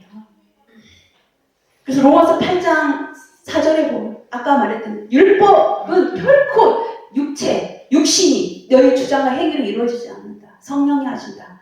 육신은 하나님과 원수다. 육체로 하는 모든 것은 하나님을 기쁘시지 하지 않는다. 이런 표현을 주목해서 쓰고 있는 거예요. 그래서 우리가 알고 있는 갈라디아 2장 20절 십자가 복음의 정수라고 알고 있는 내가 죽은 십자가 주님만 죽은 게 아니라 이것을 알고 있는 부분들은 대부분 복음의 경제에 이르렀다고 착각하는 분들이 많아요. 그런데 십자가 복음 중에 이 한 부분 육신을 다루고 있어요. 갈라디아 2장 20절을 자세히 알려면 16절부터 봐야 돼요. 율법의 의는 결코 육체의 행위로 이루어지지 않는다. 오직 그리스도를 믿는 믿음으로 말미암아 이루어진다라고 얘기해요. 그래서 율법에 대해서 하나님의 선한 계명을 지키려고 하는 너의 육신이 십자가에 못 박혀 죽었나니 그러므로 이제는 내가 산 것 아니요 내 안에 그리스도께서 사신 것이다. 이제 내가 육체 가운데 사는 것은 나를 위하여 십자가에 죽으시고 나를 살리신 그리스도를 믿는 그 믿음 안에서 사는 것이다 라고 고백하는 것입니다. 이게 육신이 해결되지 않으면 공동체가 다 파괴돼요. 많은 사람들은 주님을 사랑하기 때문에 막 열심으로 하는 사람들이 이 공동체의 가장 기여도가 높으면서도 공동체를 파괴시키는 그런 위험성을 갖고 있어요. 교회에서 보면은 교회에 필요한 물품들 막 억대, 막 교회 차를 그러니까 엄청 큰 뭐 버스 같은 것을 막 헌물하고 교회에 많은 것을 하고 나중에 보면 막 시험 들어있고 교회에 막 찢어서 같이 어디로 나가고 교회에 보면 여러 부서들이 있습니다. 근데 거기에 보면 항상 그것을 이렇게 딱 지탱하고 유지하는 어떤 라인이 딱 있어요. 이런 권사님, 식당 봉사하는 어떤 권사님이 그 식당의 주인이야. 이 부서에는 이 장로님이 여기의 주인이야. 그 뒤에 서지 않으면 다들 아무도 뭐 쓸모없는 자가 되는 거야. 마치 그들이 우리를 뭐 하나님께로 가까이 인도하는 그 은인 같으면서도 그들이 우리를 해치는 자들이 돼요. 자기가 하니까, 자기 열심을 하니까 내 뒤에서 그들은 마치 하나님과 연매자 역할을 하면서 이런 일을 하는 거예요. 자기 주장의식으로. 위험한 일을 하는 것이죠. 그래서 사도 바울은 고린도전서 15장 10절에 나는 사도들 중에 지극히 작은 사도다. 그러나 나의 나된 것은 하나님의 은혜입니다. 내가 한 것도 오직 하나님의 은혜입니다. 그의 존재와 행위를 모두 다 하나님의 은혜라고 말합니다. 나의 나된 것, 내가 한 모든 행위를 하나님의 은혜입니다. 내가 그 사도들보다 더 많은 일을 하시도 죄의 세력은 더 역사했겠죠. 내가 한 것이 아닙니다. 주님이 하신 것입니다. 이 복음생명 캠프, 이 한일선교사 캠프도 저 아랍 지도자들 캠프도 주님이 하실 것입니다. 주님이 하십니다. 주님이 하셨습니다로 끝나는 거예요. 그래서 에베소서 6장 13절에 모든 일을 한 후에 바로 서라. 우리가 모든 주의 일을 한 후에 어떤 행사를 한 후에 같이 모여서 평가를 합니다. 그거 하지 말라는 거예요. 실패했어도 주님이 하신 것입니다. 실패를 통해서 하나님이 하실 일이 있어요. 실패했어도 성공했어도 내가 원하는 대로 되지 않았어도 주님이 하셨습니다. 무조건 주님이 하셨습니다. 무슨 봉사를 작은 것을 했어도 너무 감사합니다 권사님. 아니에요. 주님이 하셨습니다. 이게 다라죠. 근데 우리는 체면을 하기 때문에 무조건 주님이 하셨습니다 그러면은 자기가 주님이야? 이렇게 또 생각할 수 있어요. 감사합니다. 속으로 주님이 하셨죠. 주님이 하셨죠. 주님이 하셨죠. 지금 우리가 죽었는데 누가 해요? 죽은 자가 어떻게 합니까? 그래서 빌립보서는 사도 바울이 너무 기뻐하고 사랑하는 교회인데 그 안에 이런 육신의 문제, 자기 주장을 해야 하고 교회가 너무 어려운 관계에 있어요. 그래서 빌립보서 3장 2절 3절에는 이렇게 자기 주장을 하는 자는 행악자가 뭐냐면 개처럼 서로 물어 뜯는 자라고 얘기해요. 아주 포악스러운 말을 쓰면서 이걸 경고를 해요. 너희가 봉사를 하려거든 너희 육체를 신뢰하지 마라. 자기 주장하지 말라. 그리고 성령으로 봉사하라. 그리고 예수 그리스도만 자랑하라. 무슨 일을 하고 누구한테 한 소리 듣고 싶고 잘했습니다. 이런 말 듣고 싶어서 안달이면 나에게 내가 한 것이 아니고 주님이 하셨습니다. 주님이 높임 받으셨어. 이렇게 해야 되는 것이죠. 여러분, 우리는 그리스도의 일꾼, 그리스도의 노예로 부름받았습니다. 노예. 우리가 할 수 있는 어떤 의지, 생각 이런 게 주어져 있지 않아요. 배 밑창에서 노를 젓는 노예. 이 배가 어디로 항해할지 아무도 몰라요. 위에 계신 내비게이터 대신 주님이 갈 곳을 정하시고 가시면 우리는 노만 저으면 되는 거예요. 맡은 자에게 구할 것은 뭐다? 오직 복종, 오직 충성이다. 라고 얘기를 하고 있어요. 그거 외에는 우리에게 주어진 것이 없습니다. 그래서 주님이 하셨습니다. 라고 고백할 때 우리 안에 얼마나 감사하잖아요. 주님이 하셨기 때문에 책임도 우리에게 주어져 있지 않아요. 그 일을 해놓고 그 주어진 결과물에 대해서 우리가 또 말끔하게 책임지려고 하는 이것까지 얼마나 피곤합니까? 그래서 십자가의 복음은 우리에게 획일적으로 저질러진 주의 보혈을 깨끗게 하고 또 죄를 지게 하는 이 옛사람을 십자가에 못 박음으로써 이제 우리 죄의 몸이 불구작한 종이 되고 죄의 세력이 더 이상 우리를 지배하지 않는 무력화를 시킵니다. 더 이상 옛사람으로 살지 않는 중요한 건 이제 우리의 욕심, 자기 주장 거지. 저와 여러분은 우리의 젊음과 우리의 인생 하나님께 다 바친, 전적으로 바친 선교사들이에요. 뭐 누구보다 헌신도가 높다, 낮다 이런 걸 뜻하지 않아요. 너무 주님을 사랑해서 주님처럼 살고자 정말 나와 같이 죽었던 자들을 살리기 위해서 주님의 심정을 가지고 여기에 여러분들이 왔어요. 근데 여러분 안에 그만큼 열정과 사랑이 많은 만큼 이것도 들끓는다는 걸 봐야 돼요. 내가 하려고 하는 의지, 뭔가를 좀 해야 돼, 성취하고 과업을 이루어야 되겠다는, 우리를 파송한 교회와 선교단체들은 그거를 열매를 요구합니다. 프로젝트를 통해서 뭔가를 양산해내기를 원해요. 거기에 속지 말라는 거예요. 주님과 하나님 앞에서 정직한 자로 주 안에 감추어져 있으면 생명의 교제를 하면 주님이 다 하시는 그 일을 경험하면 우리가 스스로 애쓰지 않아도 돼요.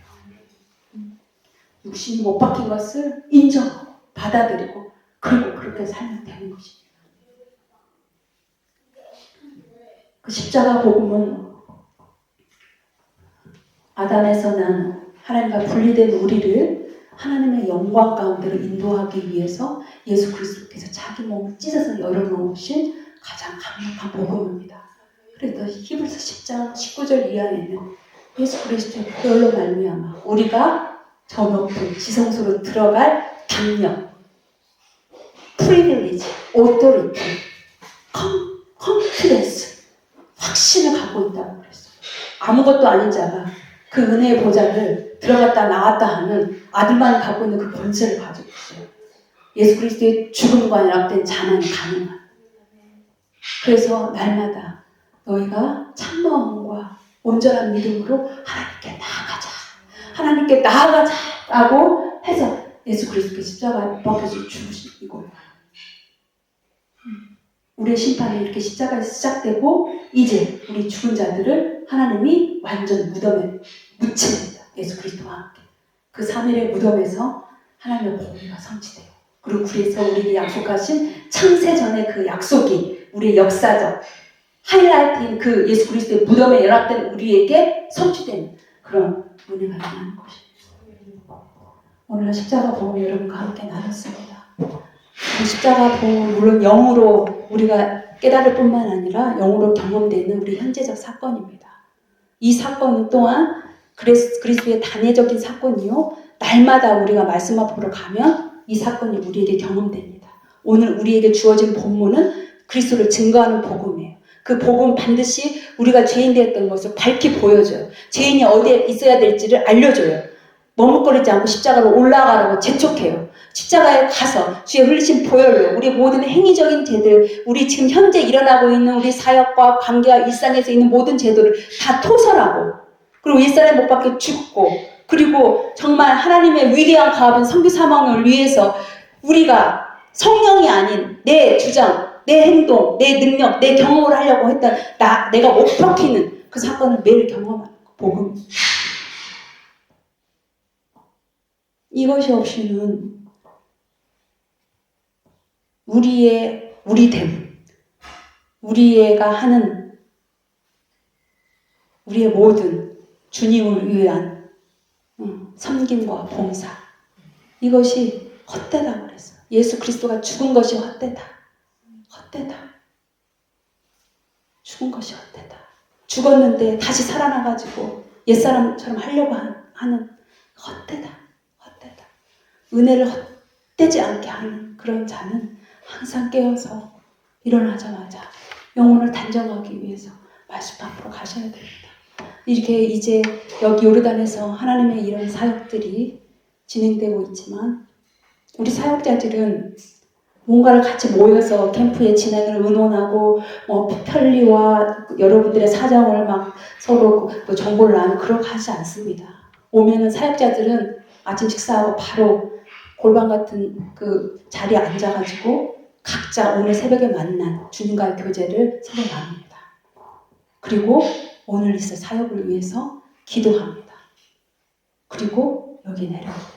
그리고 여러분과 함께 복음을 나누고 그리고 대체로 주님이 하실 것입니다라는 것을 믿는 믿음으로 우리는 4명이든 5명이든 우리 사역자들은 그냥 원심이 돼서 한 몸 되신 주님처럼 그런 행동하기를 원합니다. 감주하십시오. 뿐만 아니라 우리가 이렇게 몸으로 와 있지만 영으로 함께하는 고국에 있는 성도들이 요르단 땅을 위해서 주님께서 기도하고 있습니다. 여러분들을 위해서, 여러분들이 사랑하는 돌아와야 될 그 무슬림 영혼들을 위해서, 그 이번에 처음으로 열린 아랍 지도자들을 통해서 22국에 흘러갈 그런 생명의 복음을 위해서 치열하게 기도합니다. 하나님이 여러분을 사랑하시고 거룩하게 하시고 택하셨어요. 그래서 여러분 안에 그 하나님의 정말 긍휼과 자비와 겸손과 온유와 오래 참음의 그 성품으로 내가 아는 성령을 통해서 주의를 하는 그런 은혜가 여러분 가운데 있기를 원합니다. 기도하겠습니다. 하나님 아버지 감사합니다. 십자가 복음을 성령을 통해서 밝히 계시하여 주셔서 감사합니다. 예수 그리스도께 십자가 못 박혀 죽으실 때 그 일심 보혈로 우리에게 저질러진 모든 행위적인 죄들이 용서를 받았습니다. 우리 영혼이 깨끗함을 받았습니다. 우리의 부정성, 우리의 감춰지고 은폐되어지고 우리 가족 안에 또 부부 관계 안에 저질러진 모든 부정성들을 보혈로 벗어버리고 정말 하나님 어린 양의 흠없고 정없는 그 보혈로 벗어버리고 새로운 옷으로 입게 하여 주시니 감사합니다.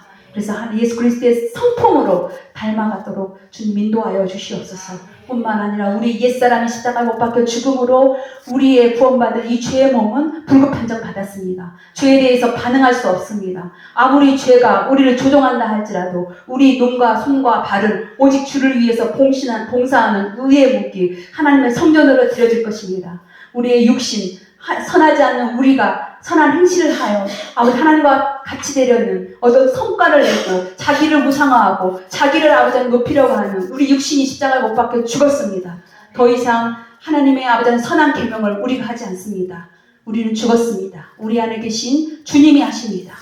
성령님이 그 율법의 요구 하나님의 선하신 뜻을 이루실 것입니다.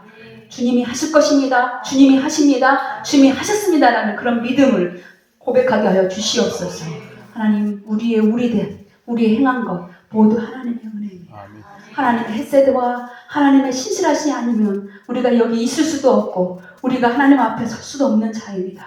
하나님 그런 자를 예수 그리스도의 십자가의 죽음에 연합되어서 우리를 새 사람 되게 하여 주시고 새 생명으로 아들의 권세로 날마다 아버지 집에 들어가 아버지의 영광을 누리며 그 영광을 전하는 하나님의 사도로 하나님 앞에 쓰임받는 그런 거룩한 아버지 하나님 주의 사역자들이 되게 하여 주시옵소서. 감사합니다. 이어진 모든 강의 가운데로 성령께서 생명의 역사를 이루어 주시옵소서. 감사하고 우리를 구원하시고 다시 오실 우리 주 예수 그리스도의 이름으로 기도하옵나이다. 아멘.